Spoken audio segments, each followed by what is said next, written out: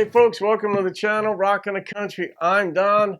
I'm doing a gift request. Dan Sigurdson up in Canada. That's why I'm wearing this hat that Terry Wood sent me. Terry sent me 3 hats from Canada. If anybody sees this in Mexico and wants to send me a hat, I want a hat from Mexico too. I've got a UK hat, of course, the US. If you're in Australia and or in the States and are Australian and want to send me one, another country's flag works for me. I've got a Jerusalem hat because I was in Israel, in Jerusalem 12 years ago. But if you want to send me a hat from the country, I would love that.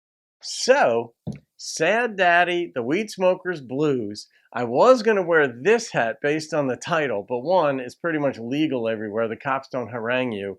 But I was going to do this to you, Dan. Dan has a special relationship with the officers of Canada. So, let's see what this one's about. Sad Daddy. I don't want him to be sad. Maybe that's why he smokes weed. I guess that makes you happy. I don't smoke it. I don't like it. I tried to like it back in high school, but I didn't. And so I didn't smoke it.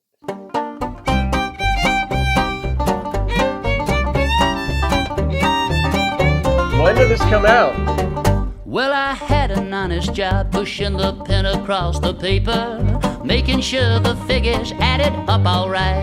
Then I picked up a nasty habit from a friend who was a waiter. Pretty soon I was smoking reefer almost every night. Next thing I knew, I was unemployed, dirty, lazy, and paranoid.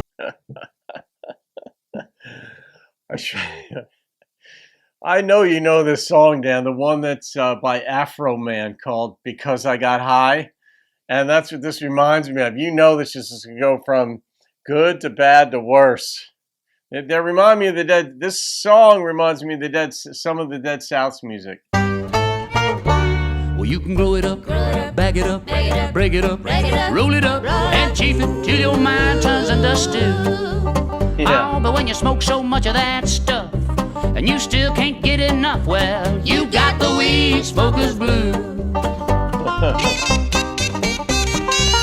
I guess Willie Nelson has them. Now, once I lost my job, I had no way to earn a living. My friend told me I should try my hand at dealing dope. Well, I thought it mighty risky, but ignored all my misgivings, 'cause I couldn't even go a day without a toke. By then I would have done anything to get my hands on that green. You can grow it up, bag it up, break it up, roll it up, and chief it till your mind turns into stew. Oh, but when you smoke so much of that stuff, and you still can't get enough, well, you got the weed smoker's blues. That's your addiction.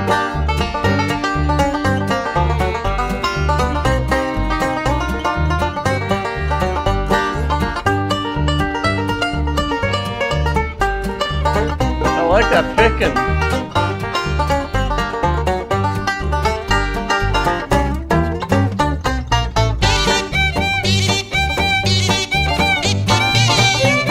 That a kazoo?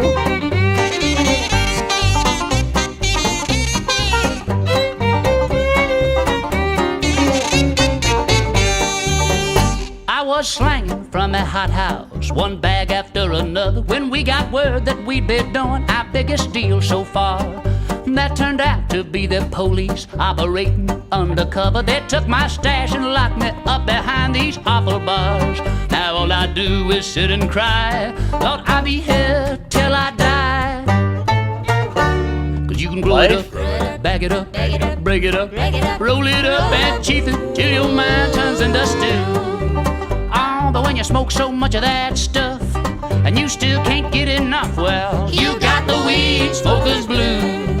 That when you puff, puff, puff, and you still can't get enough, you got the weed smoker's blues. Oh, I've had them. You got the weed smoker's blues. Oh.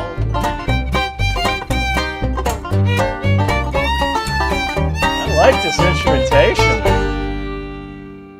You know, I like the instrumentation because the instrumentation was happy. I mean, it was more bluegrass even, and bluegrass does make you happy, even though it could be like a murder going on in the song. The music itself, instrumentation, is upbeat almost always. And have you ever heard a downbeat bluegrass song? I guess so, but I can't think of one. But this here, it's like the dude's doing life in prison by the end of the song. You know, because some waiter introduced him to weed, and then what do you say? You can grow it up, bag it up, roll it up, and then I guess sell it. Did that come next? Something like that. But that certainly happened in the song where he was selling the largest quantity ever, but it was an undercover cop. So that's one thing. I don't know. What do you say? Nowadays, you'd still get busted, I guess, if you had like a whole bunch of weed. I don't know what the numbers are anymore, like the limits. Every state or has its own thing, but yeah. What do you say? Dan, yes, that is very much a Dan Sigurdson song. And it might even be a Willie Nelson song, and whoever else. Snoop Dogg and Willie smoked together, I guess. I've never heard that song, but I'll hear it at some point. Or it was like, what's that song?